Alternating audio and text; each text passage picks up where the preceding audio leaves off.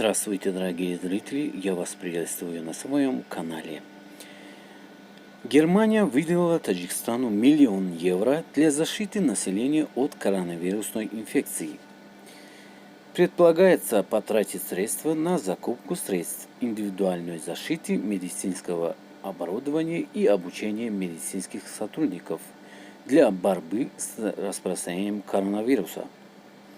Напомним, изначально вспышка инфекции произошла в китайском Ухане в начале декабря 2019 года.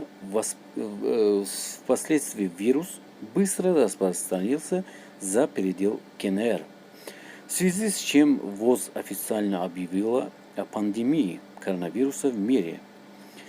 Инфекция уже успела проникнуть в страны Центральной Азии – Кыргызстан, Казахстан и Узбекистан. В Таджикистане, напротив, ни одного случая заражения инфекцией не обнаружено.